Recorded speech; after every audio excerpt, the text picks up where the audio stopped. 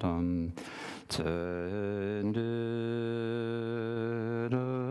ta chebe gom chen nye kor shen ba ne ba rin je lo mo ge gom je go sun ba shin me nga ter go che be la ma la jun do so wa de be gom shen je min mo gu ye wa jin je lo ye nge gom jin gu je de son ba shin kan sha do be go so ma de ma je de ka jo be gom chen gom ja lo tang ja wa jin je lo nam do ngo che go son va shin ji yang ma yin ji yang char wa la ma ga ru ba char we gom chen kor de yer me dom bar jin je lo ye wa gun do yan da la ma dam ra me che ji ba la lon che jim sa tang om ji yen de ra zo ne do je chang gi gom pan yor tom shom do je chang gi gom pan yor tom shom. In the Dharma Expanse Palace of Vakanishta is the essence of all Buddhas of the three times, who shows me directly my mind is Dharmakaya. I prostrate to the glorious exalted Guru. Please bless me and all beings that our minds become the Dharma. Please bless us that the Dharma become the path. Please bless us that the path dispel confusion. Please bless us that confusion arise as wisdom. And so now, first of all, let's begin by checking our motivation. As usual, the first thing we do, especially when we do any Dharma activity, but in general for any activity, it's always important to check your motivation first. So, of course, coming here is a sign of a good motivation, but your motivation may have changed between the time you left the door and got here. Something might have distracted you. Something might have happened on the way or whatever. So it's always good to, when you actually begin at that moment, that you actually check your motivation. So please now think to yourself that you are listening today with any level of the different sorts of appropriate motivations, the motivation to help yourself, the motivation to help yourself into the next lifetime, the motivation to actually even achieve liberation from the sufferings of samsara, entire liberation, or the motivation of bodhicitta, the motivation of wishing to bring all sentient beings to the state of unlimited happiness of Buddhahood. And of course, the extent of your motivation is going to determines the amount of potential benefit. Although I'm not always so certain how much benefit I can give, especially on. I do have to confess, I've been in the last month. I have had a very erratic schedule, and it is taking a little bit of wear, and my mind is not quite as sharp today as some days. So I don't know how this is going to turn out today, but I'll do my best anyways. So at any rate, please listen with as good a motivation as you can, and we will, and so with that good motivation for both teacher and the listeners, that we then engage in the practice of listening and speaking to the Dharma. And what we have been doing on these Saturday afternoon talks is going through an introduction to Buddhism. And we've been talking about Mahayana mostly in the last few talks, and I started speaking a little bit about the Vajrayana, but really there are some things we have to kind of understand, kind of the basic things we have to understand both the Mahayana and also the Vajrayana. And so I thought I would speak today a little bit about the ideas of selflessness and emptiness and Buddha nature. Now, some of you may have already heard these terms. Some of you may have heard these terms and thought about them, but it's actually very difficult to get really good understandings about them. So even if you've heard them before, it's always good to listen again and think again, because sometimes the first time you hear it, it seems to make sense, but then you realize later that actually you didn't quite have a good understanding. And even when you have a good intellectual understanding, then bringing it into bring it into your heart, shall we say, and make it something that's going to actually influence you in your daily actions is an entirely different matter, to kind of incorporate it into your being. And then even better, to actually realize that this all takes a lot of time. So, but before we talk about those, we actually have to think about why would we even bother to think about these things like emptiness and selflessness and Buddha nature, because actually, this is a story that Rinpoche, Trungpa Rinpoche, often tells.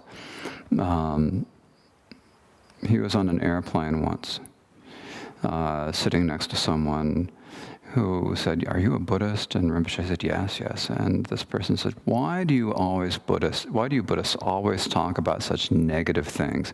You talk about emptiness and selflessness. Religion should be talking about good things like love and kindness, helping people, things helping. You're always talking about these bad things like emptiness and selflessness. And suffering. We talk about suffering. Well, in a sense, it's kind of a fair comparison, because what everyone wants is something to make them happy, right? No one wants to suffer. And so one of the things that a lot of people want to do is find things that are going to make themselves feel better, whether in the short term or the long term, and religion is among those. But with Buddhism, it's like, we actually have the same thing that we want, just like everyone else wants to be happy. Buddhists also want to be happy. Talking about emptiness and selflessness, even if it sounds kind of nihilistic at first glance, actually is not intended to be that, because the first thing you have to do is look at, well, if you want to be happy but you're not, why aren't you happy? So this is the problem of suffering that comes up in many different Buddhist teachings and Buddhist texts. But basically in our life we have a lot of suffering. We undergo a lot of suffering. We have a lot of difficulty and pain in our lives. When we look at the difficulty and pain in our lives, some of it comes from things that we can't control in this lifetime. This is what in Buddhism we explain it primarily happening from karma. For example, you are born in a particular time and place. If someone had the karma to be born in, say, eastern Ukraine any time in the last 30 years, then chances are that they're having a hard time right now. Not for any other reason, but the fact that they were born in eastern Ukraine where there's a bad war happening right now. And it doesn't matter whether they're born as an ethnic Ukrainian or ethnic Russian, they're all having the same difficulty. So, and that's what we say is karma directing your birth. So many of us have had a good birth to be reborn in places where we've had opportunities. And then we find ourselves here in a very wealthy society, which is in a sense, a result of our karma.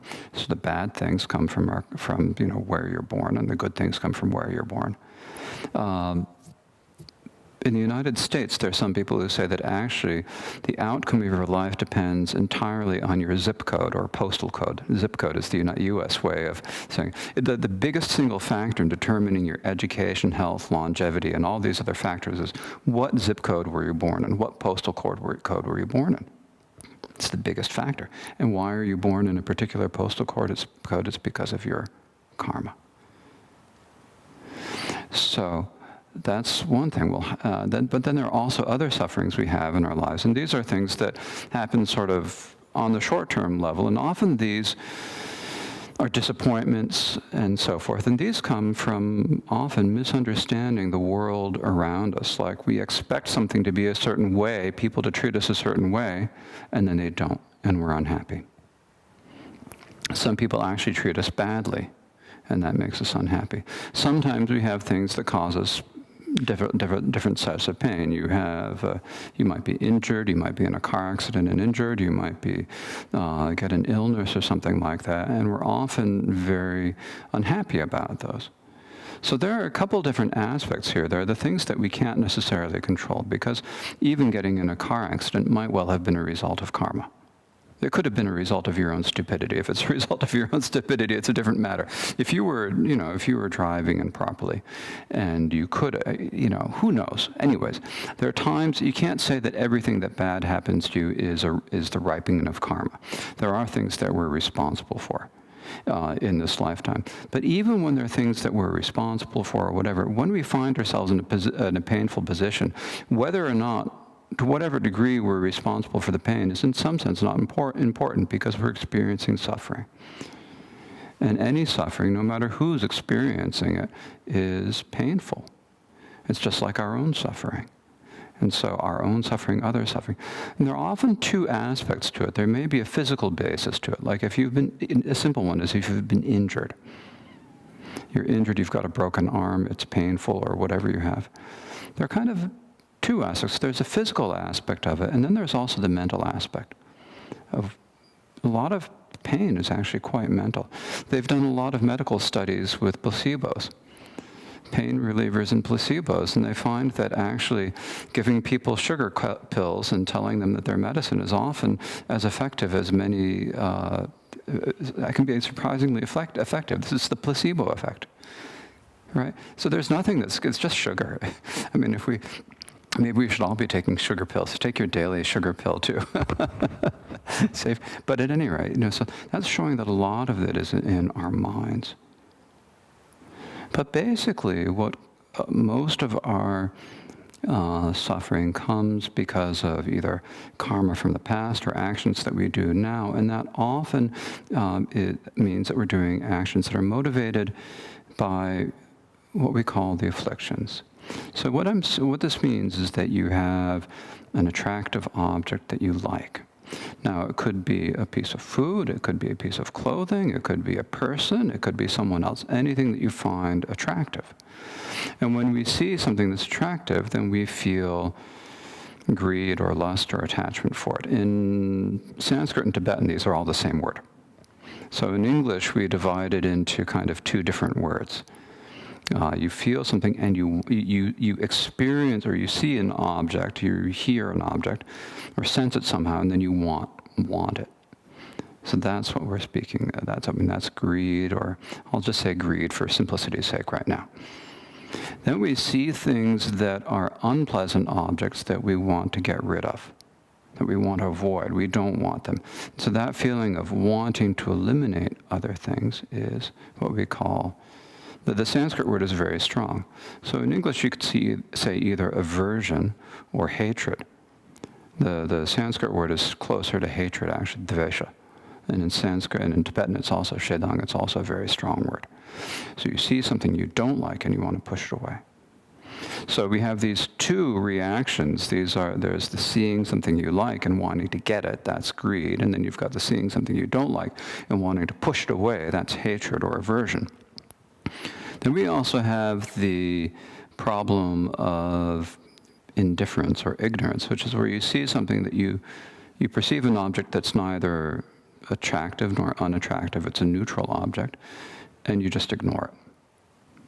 And this causes different types of suffering. But when we act out of a negative motivation of wanting to get something for ourselves, then this leads us to do things that, it's what causes people to have affairs and commit sexual misconduct. It's what causes us to to steal things or whatever. And the big level, on the smaller level, it can cause people to lie and do all sorts of things to get the things that you want. If you're in a business and you want to get profit and you tell lies in order to get profit, you're doing that because you're attached or you're greedy for the profit. So this causes problems. And eventually those, sometimes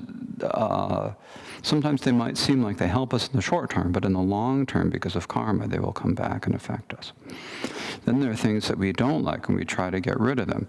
On an extreme level, it would be like killing, but even on a lower level, it would be either pushing something away or beating, or then even less of a level would be saying harsh things, insults, or saying divisive speech and so forth. That comes out of hatred.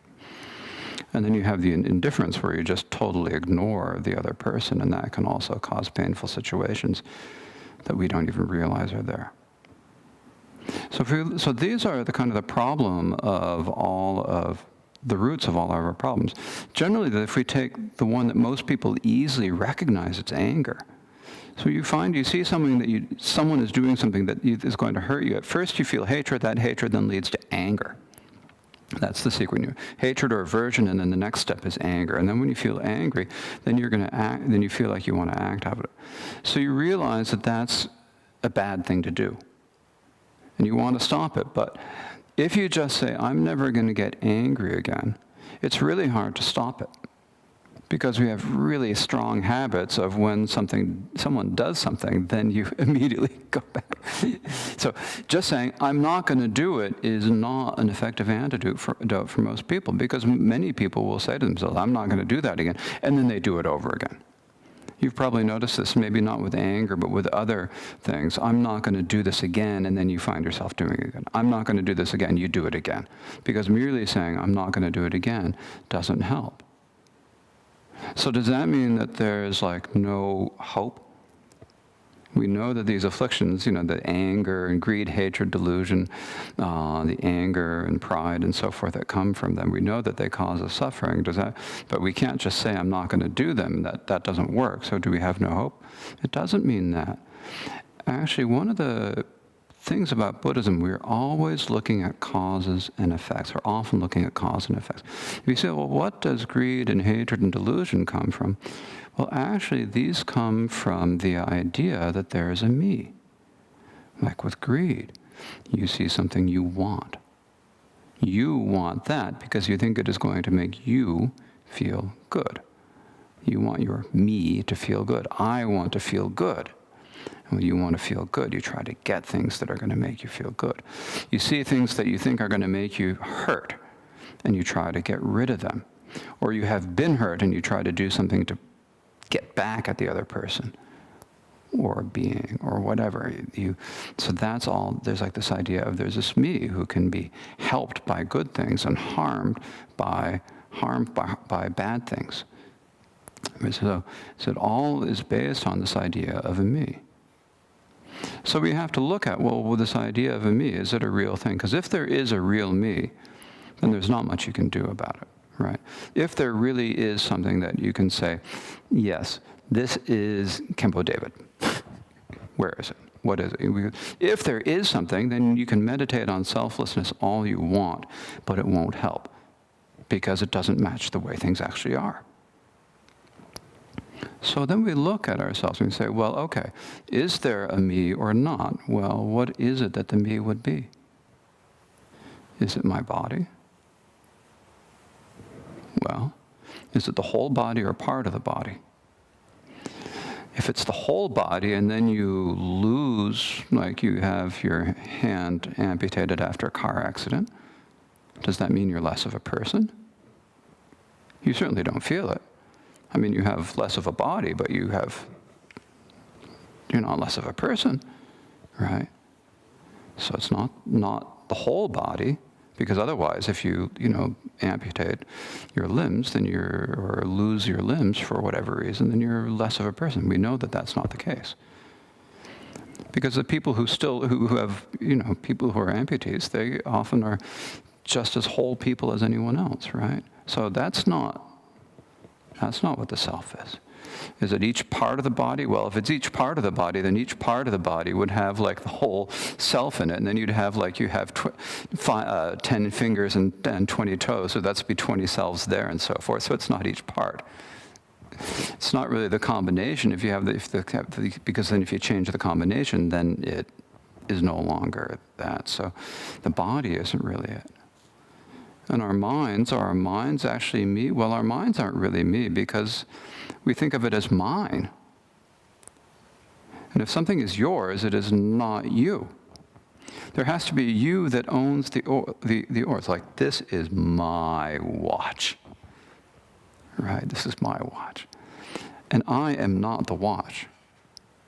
So if something is mine, it is not me. So if your mind is yours, then it is not you. Your body is yours, so it is not you. And your mind is yours, so it is not you. So what is this me? Is it something else other than the mind and body? If it were, we should be able to find it. And I think that there certainly are schools and religions and schools of thought that talk about there being some sort of an ineffable self, but where is it? What is it? If you can't find it, if you can't experience it, even if it's you, then it doesn't do you any good because you can't experience it because it's totally remote from you. So why bother? I mean, if your self is ineffable and inexperienciable, something that you can't know, then it doesn't have anything to do with your experience, and then it's just not you. How can it be you? Because it's totally separate from you. Because everything else about you can know. So this is what we're talking about in terms of when we use the word selflessness. There is no single autonomous thing that we can call me. Instead, what it is at any given time, we can look at our bodies and our minds, and we can attach the word me, or we can attach our own individual names to it and say, this is me, this is David, or whatever you want to call yourself. You can give it that name, but actually there's no single lasting, enduring thing. The body is always changing. The mind is always changing, and so it's selfless. There's no actual real me. But at the same time, we have a sense of there being a me. So that sense of there being a me is actually it's like a fiction. I mean, a good way to see it is either with video games or movies, right? And given most of our ages, I think it's better to say movies. Tomorrow morning when I speak to the kids, I can talk with them about video games, but for us, I can use the movies as the example. With a movie, like you see, you go to the theater and you see the screen, and there are the hero and the heroine, there are all the characters on the screen. You see them, but actually you're not seeing people, you're seeing light reflected off of a screen. You hear them, but you're not actually hearing them. You're hearing the sound waves coming from a speaker. You're not hearing their actual voices. And yet we still get involved in them. We still, you go to a sad movie, and I'm terrible at this. I always tear up in sad movies. Well, maybe this is one reason why I don't watch movies except on airplanes. Right? So we still relate to them as if they're real. We still have the same experiences from them. We still have the emotional experience. This also happens in literature. You can read, a great novel, and then you come to the point where it's like, wow, and you have this really strong emotional reaction to them, if it's like that type of novel. Or you might have a very humorous reaction to it. You're reacting to the characters in some level as if they're real. So these are fictions.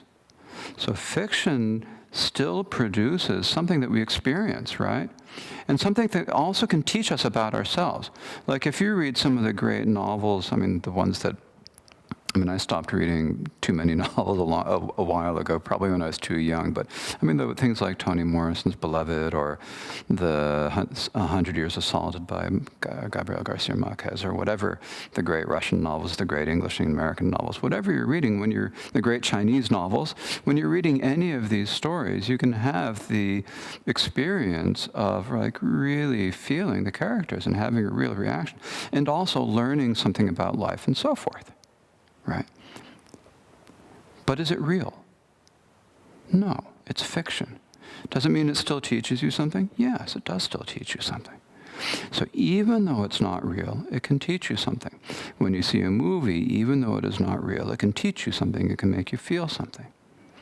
So our own actual lives are actually much more similar to fiction than we actually think. They're traditionally people would say, the Sanskrit, the Indian and the Tibetans would say dreams and illusions. Well, they're like fiction.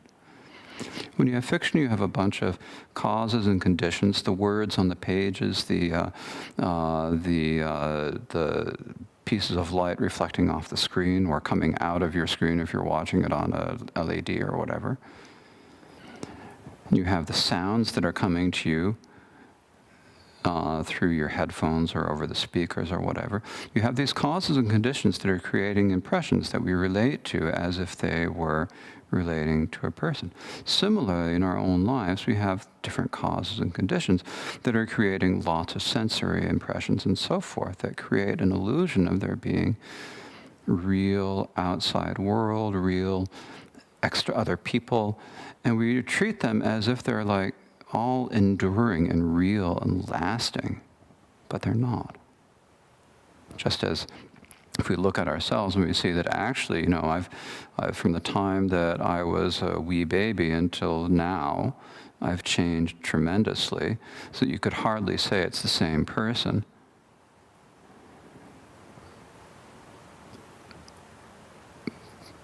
So it's not a single enduring thing that's me. And it's the same for all of us. We go over many experiences in our lives. We do different things, and that makes us into different people at different times in our lives. And this is normal. In fact, we're changing from moment to moment to moment. Every single instant. This is just the nature of impermanence. So there is no real single unitary enduring thing that is me. There's no single enduring thing that is any of the other people or animals or things that we interact with. So it's all causes and conditions, incredible number of causes and conditions coming together to make what we experience as the world. Then we think of it as being me, think of it as being other people, and we solidify it, and we react in ways that create suffering for ourselves and others. So when we talk about selflessness, and unlike the person who saw Rinpoche and said this is a depressing thing, this is actually a way to come to realize more clearly how you are and what you're like. So we've got two different levels of reality here, actually. We've got the level of the reality that we experience in our daily lives. Then we've got the actual way things are. And they're different. And because we don't recognize the difference between how things appear and how things are, or we don't recognize the nature of how they are in their appearance, and we project our ideas of things as being real, enduring, single, and in control, because we project those ideas on the appearances, then we have difficulties in our lives. So these are what we call in Buddhism the two truths. In English we call them the relative truth and the ultimate truth. So relative truth is what we talk about, the level of appearances, where everything is relative to one another. It's all interdependent. There are interdependent appearances that happen. They occur, we see them, we experience them. They're reliable in a certain sense, and they're accepted by everyone else as being true, so we call them relative truth. In actuality, they're fiction. Just like fiction. I think that when you look at the Sanskrit word for the samvriti satya is the word samvriti, which got translated into Tibetan as kunzot. Kunzot means like completely false. But another way of looking at it is saying that it's fictional reality, fictional truth. So our reality that we're in is like the truth, and it's actually no different than the truth in a novel. The only difference between it and the truth we see in a novel or in a movie is our degree of attachment to it as being real. Because when you see a movie, you don't think of it as real, even though you have the experiences. The only difference we have here is the degree of attachment to it and solidification. So this is the level of no self. And so when we talk about the three different vehicles of Buddhism, the foundation vehicle, the Mahayana, and the Vajrayana, in the foundation vehicle, the primary focus is meditating on selflessness of the individual, saying that there's no real me. So this is like when you read Theravada traditions, Theravada teachings, they're often talking about anatta, or in Sanskrit, anatman. So there's no self, no me. And the benefit of and so in that level of there being no me, we've got the relative truth is the fictional truth of there appearing in the world. The ultimate truth is that there is selflessness, no self. That is what would be considered ultimate truth in the foundation vehicle. So ultimate truth means the way really things really are.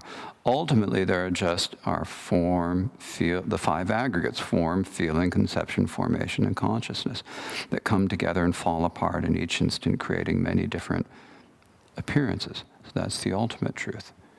And then the relative truth would be the level of appearance of the external world. And then when we look at that ultimate truth, well, what's the benefit of realizing that ultimate truth? It's when you realize that there is no you, no permanent enduring you. There is no benefit to there's no reason to have any lust. There's no reason to have any greed, no reason to have any anger or aversion, no reason to feel any indifference, because you're seeing the deeper nature of how things are. All right, so these are, that's the benefit. And this is what we call, when you realize this fully and you overcome attachment to your attachments to all the levels of existence, then that's called reaching the state of arhat. That's the ultimate result of this meditation on selflessness of the individual. But that level of realization is also really not quite the same as the level of a Buddha, because when you look at the arhats like Shariputra, Maudgalyayana,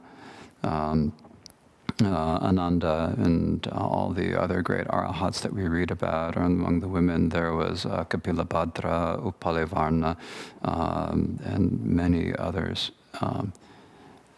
They all were great beings, they had great realization, yet they could hardly compare to the Buddha. So what's the difference?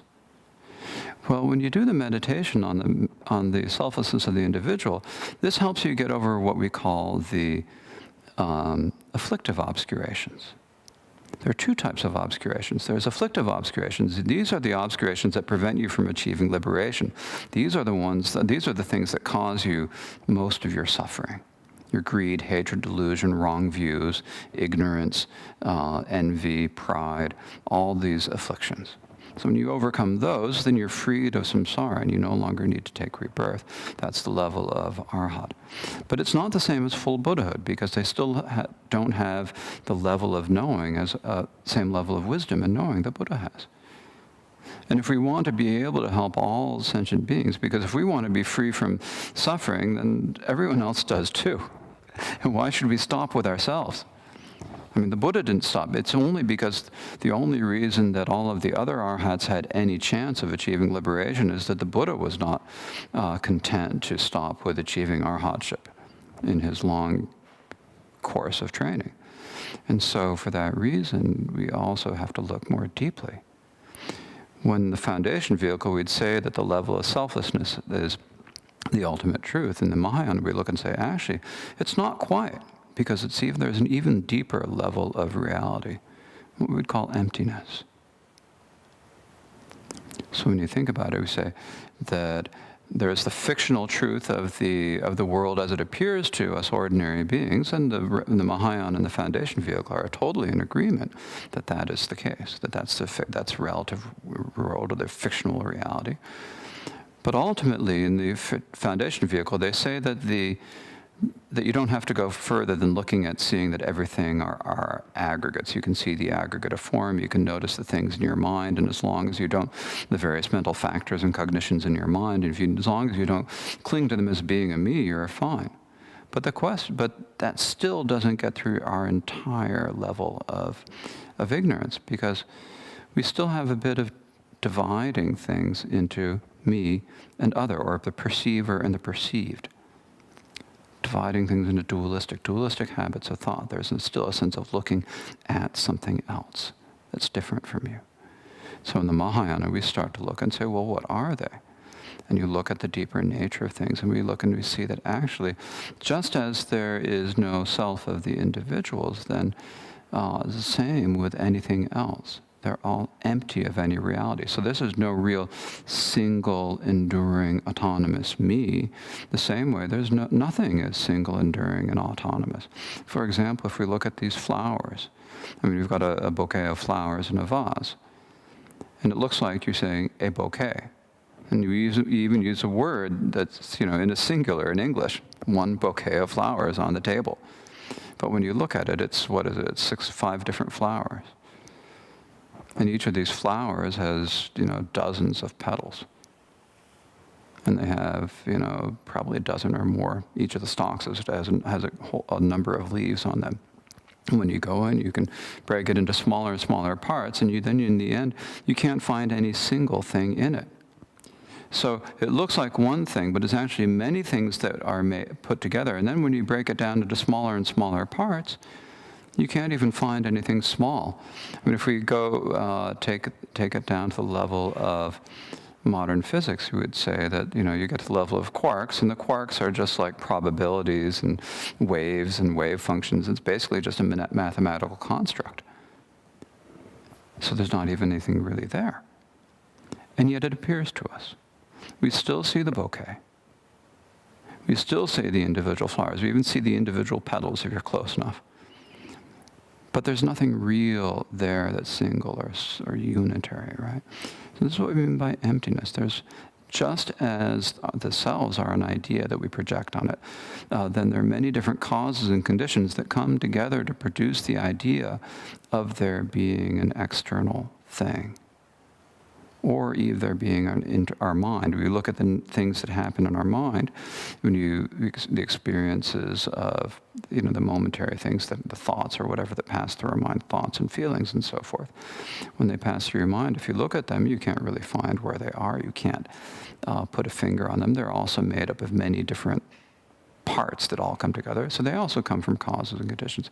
So everything is just like this whole mass of causes and conditions and coming together in interdependence and working to produce the appearances that we then think of as being me and being something other. This me that we have is actually completely dependent upon everything in the outside world, and it's not separate in any way, but we think of it as being separate. Instead, there's just this incredible web of interdependent causes and conditions that cause all of the experiences that all of us have. This is what we call emptiness. When you talk about emptiness, you say the word emptiness, it sounds like it might mean some sort of like really void, blank nothingness, like the deepest space where there is no matter or anything at all. Although I'm not sure that there is any, I don't even think that physicists think that there's any place like that anymore. But it doesn't mean that.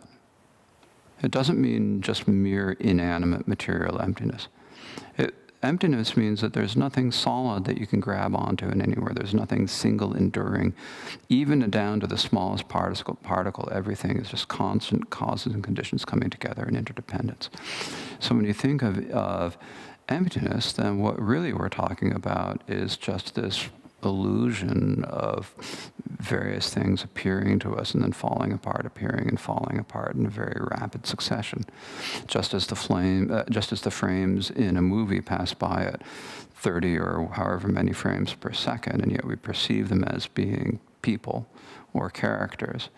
Similarly, the conditions in the world are coming together and falling apart so many frames per second that we're just not aware of the momentary nature of all these different things. But there's nothing solid there. There's no solid me. There's no solid external things. And when we look at our mind is this constantly flickering sequence of many different awarenesses coming together. And you can't, if you look for them, you can't really find any of the awarenesses. So when you look for them, you can't find them. But we experience them. So emptiness does not mean nothingness. So that's emptiness. And this is a deeper level of reality. So we'd call, in the Mahayana, we call this the ultimate nature, so ultimate truth. So there are different levels of ultimate truth, depending upon different schools. It gets more deeper and profound, depending upon the level of your motivation and the level of the view.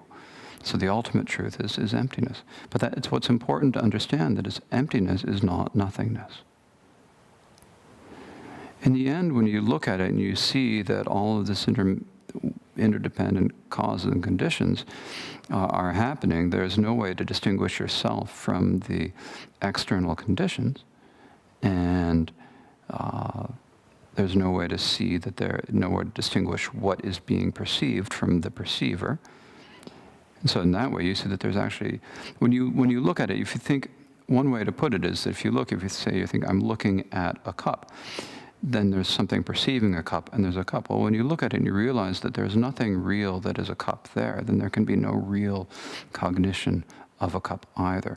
When the object that you're perceiving, when there's no object being perceived, there can be no cognition of it either. And so when there's nothing apprehended, there's no apprehender. But that doesn't mean that experience stops. We still have experiences. So our experience is not separate from the external world. There's a lot of other logic there that I could go into, but it probably wouldn't be in a class that we'd call an Introduction to Buddhism. If we want to get into epistemology, but at any rate. Basically, we're not separate from our experiences. Our experiences, the things that we experience, are not separate from the experience of them. That experience is not separate from us. And so there is experience, but when you look for what it is, what's experienced, what is being experienced, you can't find anything. So it's not nothing. We can look at it, when we look at it in terms of external things, we can use like the logics of emptiness, like the logics found in Nagarjuna's treatises and so forth, the logics of things being neither single or multiple, which I just mentioned when talking about the bouquet of flowers. There's no single bouquet of flowers, and you can't even find any single basis, so there's hard to say that it's multiple either. There's a logic of interdependence, which I just went through. And you can study these, and we often use these to look at the external things and identify external things. But we can also take a look inside. And in the practices of Mahamudra Meditation and Dzogchen Meditation, which are the main practices on the Vajrayana level, we're actually basically working on that same understanding of things are. Everything is emptiness. The mind is emptiness. It's just that it's easier to realize the mind is emptiness than it is to do it with an external mug, because if you're looking at for the emptiness of an external cup, it's very hard to overcome your clinging to it as being real, even if you have an intellectual idea. Whereas you can look and see for your mind. And this is the basis of Mahamudra meditation. And when you do that, if you look for your mind in meditation, and there are lots of different instructions on doing that, which we really haven't got time to go into today, nor do I really have the expertise to go into them, but if you look at them, you look at the mind, and you can experience that you can't really find the mind if you look at it. It's kind of slippery. If you look in your head, it's not there. If you look in your feet, you can't find it there. If it's outside, inside, it's hard to tell where the mind is when you look at it in meditation. So we say that the nature of the mind is that there is no nature of mind. You can't find anything that's like, that you can really say is, this is what the mind is. That's what the nature of something is. There's nothing separate than mind that could be its nature. But there's nothing about mind that you can find that would be about its nature, so it's emptiness. But at the same time, we experience things. So just because it's empty doesn't mean that it stops. So this is what we call the union of appearance and emptiness, or the union of wisdom and the expanse, you could say, various different names that we give to it in the tradition. But it's basically just talking about the ultimate nature of all phenomena is that they're empty, but at the same time, we experience them. They appear. And that appearance is like awareness. So awareness is always happening on some level. There is awareness, but you can't pinpoint what it is. So this is the clear and aware nature of mind. We call this in Mahamudra tradition. Also in the Dzogchen tradition, they use the similar terminology. The clear and aware nature of the mind. And this clear and aware nature of the mind, it's something that's very difficult for us to experience until you really have a lot of faith, devotion, bodhicitta, and good guidance from a qualified guru. So you can first have an experience, and then you can train in it so that you have a really direct experience of it and the realization of it. And then you need to continue meditating on it until you have total realization. But there's that constant awareness that's always there that you can't find. It's clear in that it's knowing and it's evident to you, but it's empty at the same time. And another name we can give this is Buddha nature. Because that clear and aware nature of our mind is actually no different than the nature of a Buddha's mind.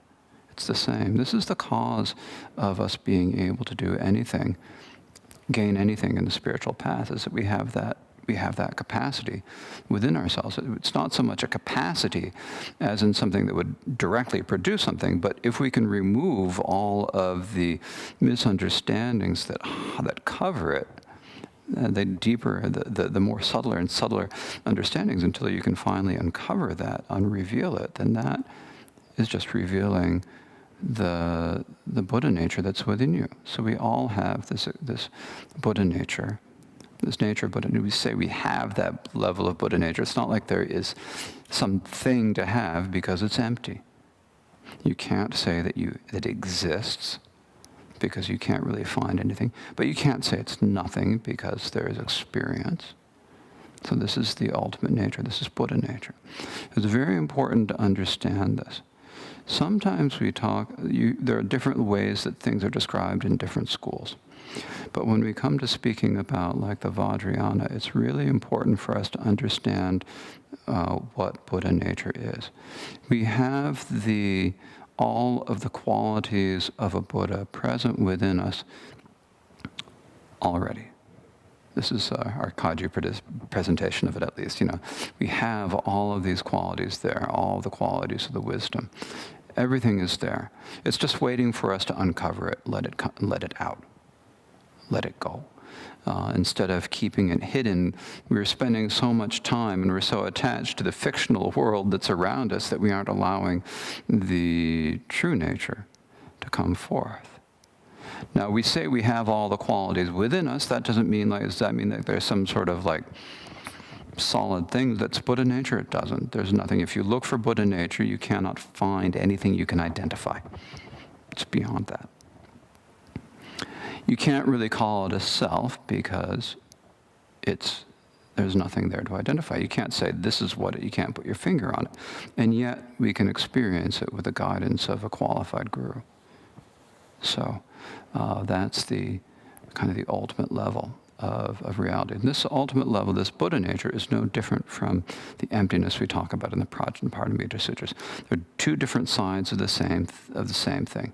If you are looking at it in terms of trying to eliminate clinging, then we focus and we would say it is emptiness. If you're looking at it in terms of the luminous, clear awareness of the nature of mind, then we call it Buddha nature or the nature of mind or whatever other. There are many different terms that can be called with. It just depends on what you are emphasizing in a particular teaching. So it's there. You cannot say it exists. You cannot say it doesn't exist. It's beyond all extremes, all conceptual extremes. And that is the potential. So then the question is, how are we going to go about revealing it? And this is, I think, the big difference between the Mahayana and the Vajrayana. The Mahayana is using a lot of study, a lot of thinking, going through the relative practices of the six transcendences we spoke about last week, the generosity, discipline, patience, diligence, dhyana, or meditation, and prajna. Going through those, using a lot of logic to achieve it. It's a very steady, slow but steady path. The Vajrayana has many different other techniques, using deity meditations, focusing on devotion, the teachings of the perfection stage meditations and so forth, and then, of course, Mahamudra and Dzogchen that we would practice to understand the ultimate nature. In the end, they're all coming to the same place. The question is, how are we going there? And in the Tibetan tradition, what we usually do is we usually use the techniques of the Mahayana to gain faith, devotion, and understanding. Understanding is very important, and to contemplate. And then when we engage in meditation, we generally use more of the techniques of the Vajrayana. But the two have to work together. They're not talking about something different. So that's, I think, enough today. We're speaking about these different levels of selflessness. Actually, there's one more thing. I brought this book, and there was a reason why I brought this book.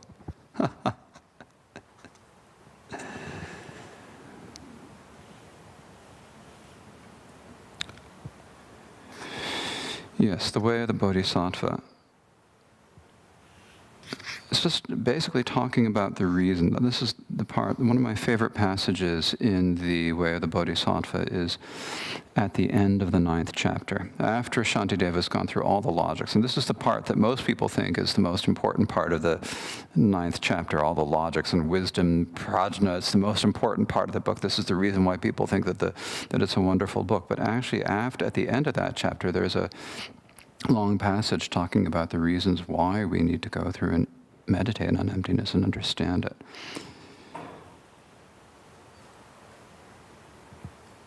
And so I'm just going to read it and maybe give a few words of commentary as I go through it.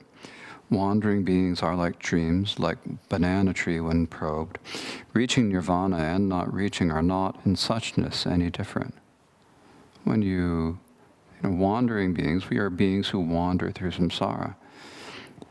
And there's this continual level of interdependent experience that continues happening, whether we're enlightened or not. If you still experience it if you are enlightened, you experience it if you're not enlightened. The question is, do you understand what's going on? So in the suchness, the emptiness, the interdependence, doesn't change when you become enlightened. You don't become someone completely different from who you are just because you're enlightened. There's no difference between us and a Buddha. With things which are in this way empty, what's there to get, what's there to lose, and who is there to be respected or denigrated, and by whom? So we're often worried about getting things that we want or pushing things away. We're worried about people criticizing ourselves or praising us. But if everything's empty, what is there to get? What good does it do us? Whence do pleasure and suffering come? What's to dislike and what's to like? When you investigate in suchness, who's there that craves? What's there to crave? When it's examined in this world of living beings, who here dies, what will become what once became, and what are families and friends? So all the things we're attached to in the world, if they're all just interdependent causes and conditions, that if we can learn how to let go and look at this play of interdependent causes and conditions, it's actually, there's no reason to feel any suffering or upset or anything. We don't need to be attached to people for being one thing or dislike them for any other reason. All those like me must understand that everything is just like space. The cause is strife and merriment. Make those who want pleasure for themselves become enraged or else exultant. They grieve, they toil, and they dispute. They slash and stab each other, doing misdeeds that make their lives arduous. So because of not understanding the nature of things, people either they get really excited about something and they want it, or they really grieve about it, or they get angry about it, and that causes conflict and difficulty. But all in the end, if you understand that it's emptiness, it's all just an illusion. But this causes us to cycle through samsara, as Shantideva says, returning to the higher realms, consuming the many pleasures. They die and plunge to lower realms, intense, long-lasting agonies. So many abysses in existence, and there such things as these aren't suchness.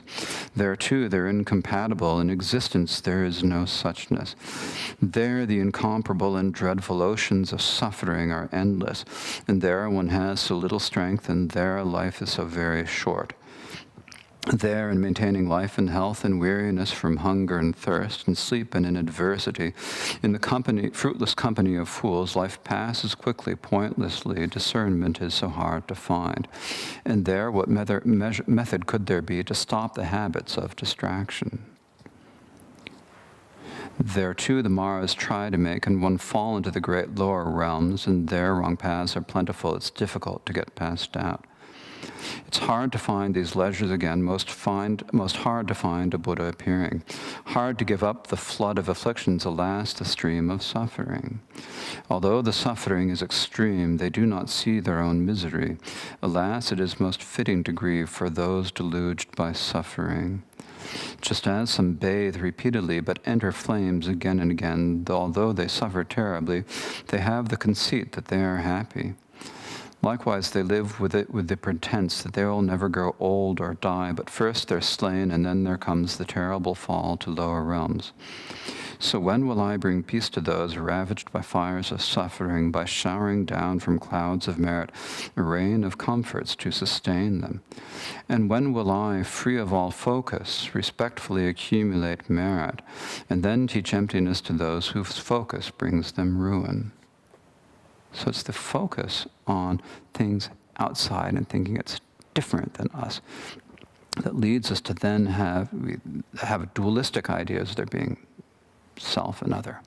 That self we then reify into a me, and then we think that there's an other, and this creates all the suffering in the world.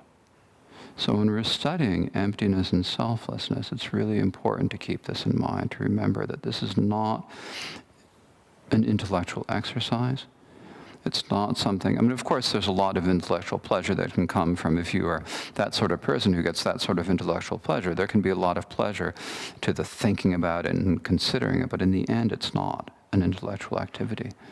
And if we only approach emptiness and selflessness and any of the Buddhist topics with this idea that it's for some sort of intellectual pleasure, then in the end it's not going to do us as much good as it could. And we won't actually be able to understand emptiness.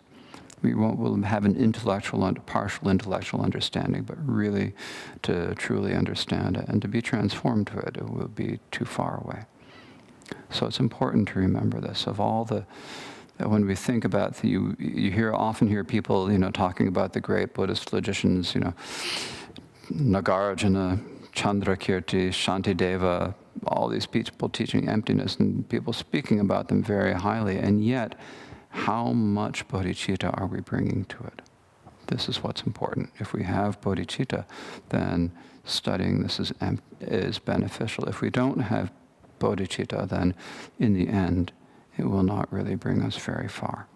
And so it's really important to keep these words of Shantideva in our mind. So do we have any questions today or anything? Oh, this is Entering the Way of the Bodhisattva by Shantideva. Now there's a little commentary. This is my there's several translations of this. This is my translation. It came out a couple of years ago. And there's a commentary in the back. That's yeah. What is relatively truth? Excuse me. Relatively truth and term ultimate truth. Yeah, relative truth and ultimate truth. These are very important, and it can be difficult to understand. Relative truth means all the appearances that we experience. Okay? So like when you look around you and see all the cushions and people and things, you go outside, you see the world, you you go to work, you get your paycheck and you put your paycheck in the bank. When you put your paycheck in the bank, what's happening in the bank?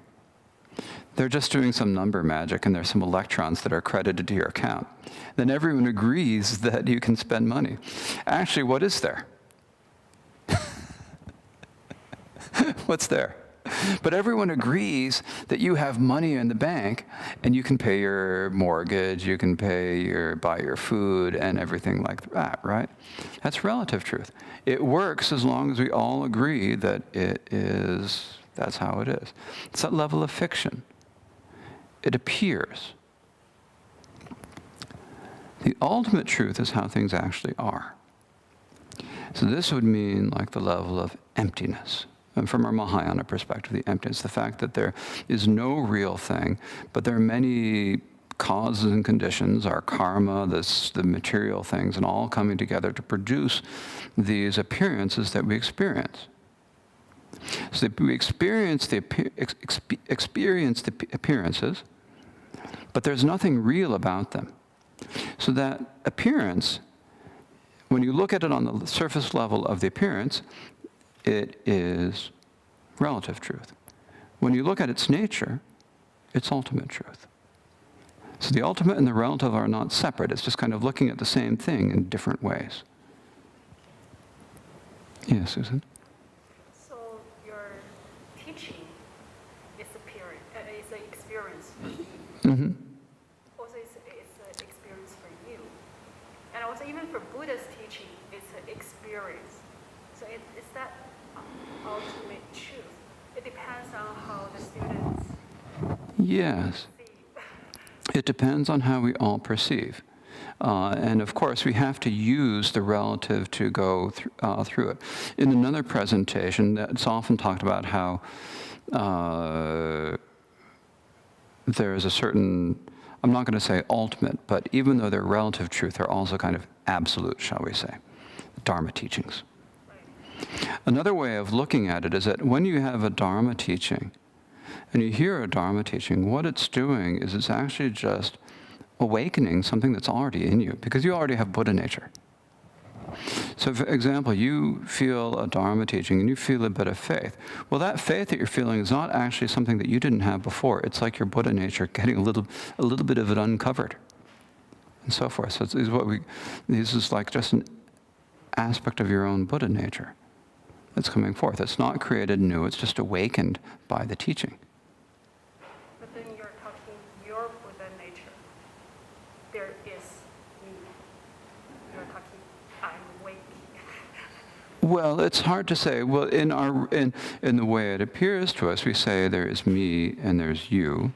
And on a certain level, there has to be some sort of distinction, if you look at it on a relative level, because when, for example, the Shakyamuni Buddha awoke to full awakening, he manifested the full potential of his Buddha nature, but that didn't mean that anyone else was necessarily directly affected because of that.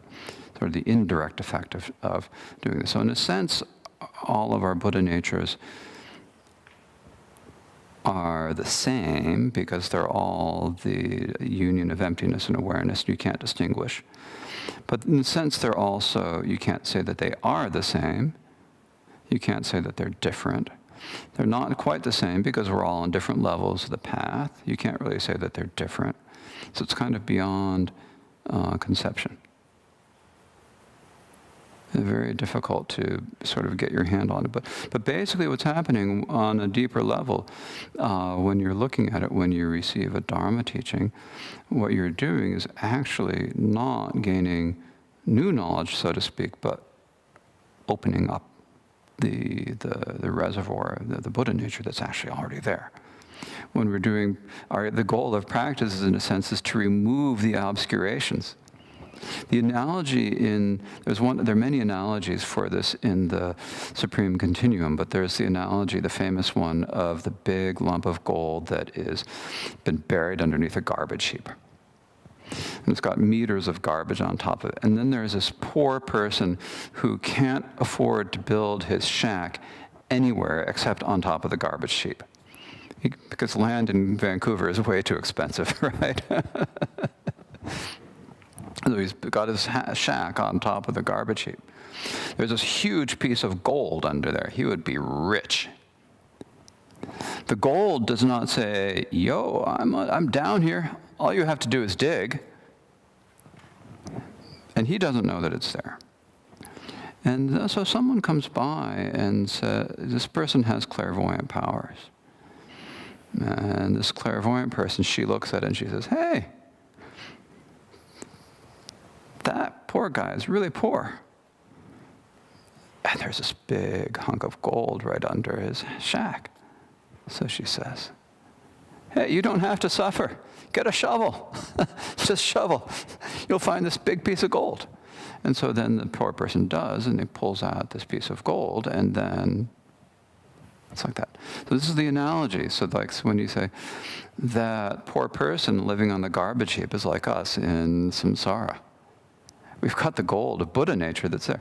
Even when the gold is underground, is it still gold? Yes, it does everything that gold does. You can sell, you could use it to make, transistors on cell phones or whatever you want to do with it. You can make jewelry, anything you want to do. It's still shiny, it's still gold, but you just can't see it. When you uncover it and then you brush off all the dirt and you polish it, then it's that beautiful polished gold. So similarly, all we have to do is just remove all the layers of the detritus of all of our obscurations, the cognitive obscurations, karmic obscurations, afflictive obscurations, and so forth. And as you get further and further down, and you're kind of letting this gold, the Buddha nature, be revealing it further and further. Just as gold does not change, the Buddha nature doesn't change. It's the same.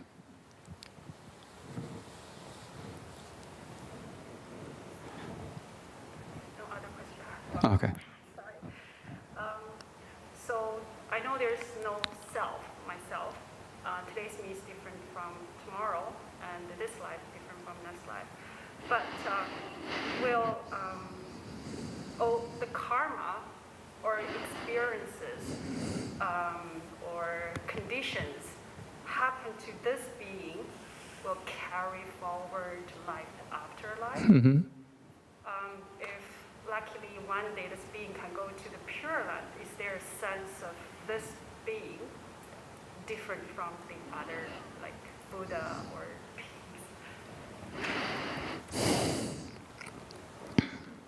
Or like everybody is one nature, like ultimate? Well, essentially, I think you're asking when you achieve Buddhahood. Are you the same as... In samsara, like, there is still this being, right? Like all the conditions, the karmas, Mm-hmm. the experience will go together with this being from life to... Not quite. Not quite. Not quite. You have all of the conditions of you and your experience, your being, shall we say. There's actually no single being that it belongs to. It's all of those things that are going along in your mind and in your body. They go through and all of those little things that in your mind. This includes the things you're conscious of, the things you're not conscious of. In psychology, people would use the term subconscious, right? In Buddhism, we talk about ground consciousness or whatever.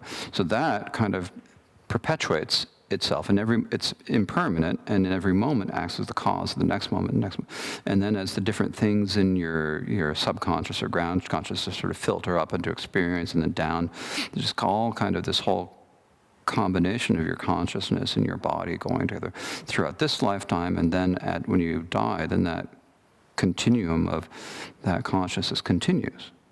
Now, as you remove the obscurations, then you're kind of removing all of the things that are in the ground consciousness are actually like obscurations. So you remove them further and further and further until finally you just have the very finest imprints of actions.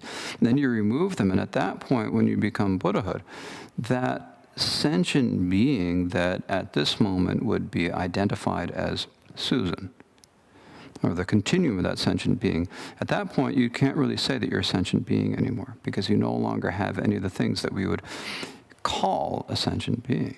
You become a Buddha.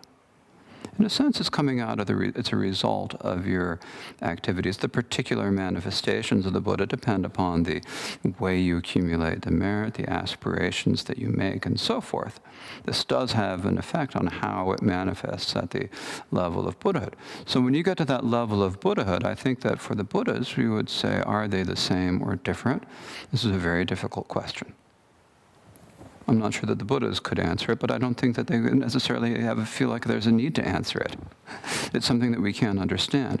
From our own relative perspective, our own kind of myopic relative perspective of looking at them, it seems like there's a Shakyamuni Buddha, there's the medicine Buddha, there's Amitabha, and they're different from their perspective.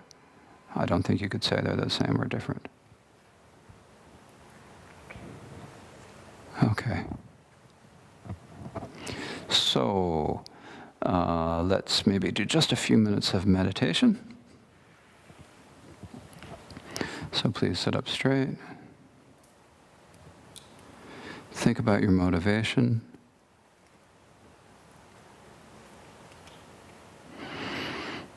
And relax.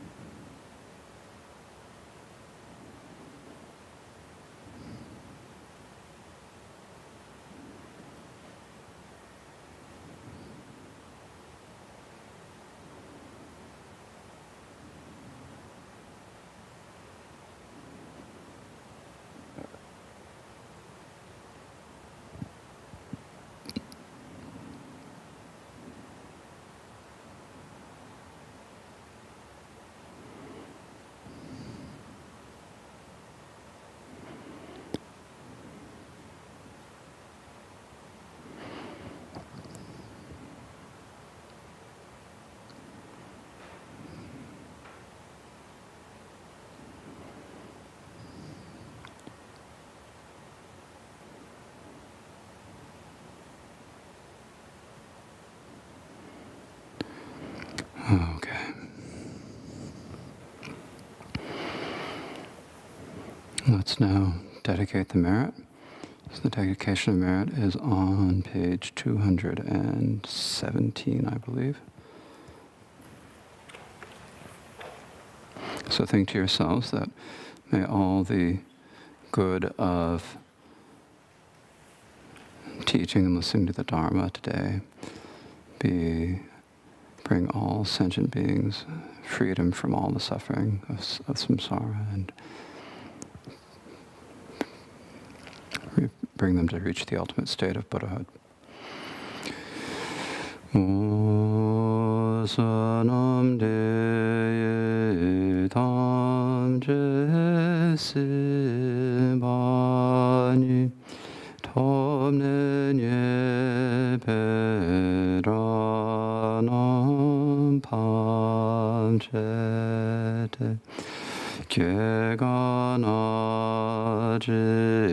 barla chobai sibe tolero kunyarajo.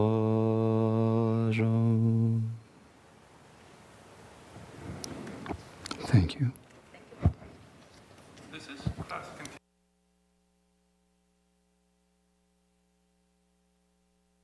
Class will continue next week. Next week's the first week in September, right? Yeah, next week we're having a meditation program, Nyungne, so it's a fasting program. So we won't have a class, but we will be meeting in September, and we'll continue until the middle of October. And then we'll see what happens after that. We'll take a little break in October and November, and then we'll see how it goes.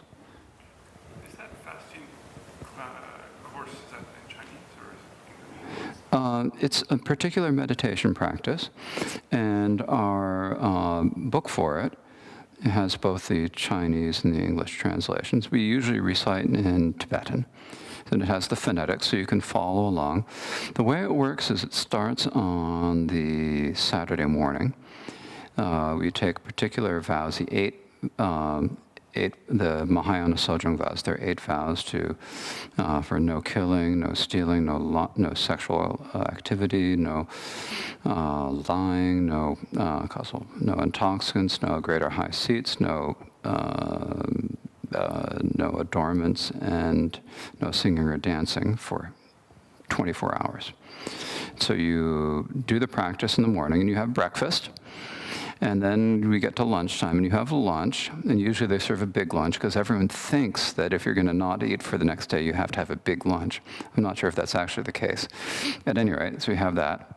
And then in the afternoon, you go through and you continue the meditation practice until the evening. Then you go to bed.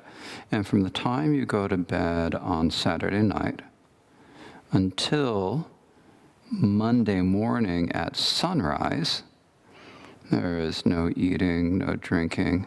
For one of the vows, 8 vows, is no food at inappropriate times. So that means after solar noon. So your meal on Saturday has to be before solar noon, which is usually around 10 minutes past 1 in the summer here, and daylight savings time. And then from then until Monday morning, then there's no eating, no drinking, and no talking, except for reciting the text. So then you come back on Sunday morning, you take the vows again. And of course you can recite no talking doesn't mean that you can't recite the text, it means that you don't chit-chat. And you go through that for Sunday, and then on Monday morning, it start usually at it depends on, I don't know what they're going to do. The sunrise is about 6:45 these days. So probably it would start around 4:30 or 5 in the morning. And then you'd be done by, then you go through, and then it's done, they finish with a breakfast. So you have a little bit at sunrise, they give you a bit of porridge, because it's easy to digest. That's good after you finish a fast. Then a little bit later, they give you a nice breakfast. And then that's the whole thing. So it's like a 48-hour, a little bit over 48-hour thing. The schedule is downstairs. It's a nice thing to do. It's here? Here. People sleep I don't know. I think they have some accommodation for people to sleep. Some people come from outside. Some people might sleep here. If you'd like to join, you can speak with them in the office. It's worthwhile to do. I'm not sure that I'm going to be able to do it myself because of the Gyalwang Karmapa's teachings. It kind of conflicts. So that makes it hard for me because I have to translate for those teachings. But if you have the time and want to take a weekend, it's meditating on compassion. The Bodhisattva Avalokiteshvara, or in Chinese, Kuan Yin Posa. You've probably heard of Kuan Yin. Yeah, so it's basically a compassion practice and imagining the 1,000-armed form of Kuan Yin Posa in front of yourself and meditating, prostrating, making offerings, and so forth. And so it's a very nice practice to do. So I encourage, and this is the word from the sponsor, you reminded me.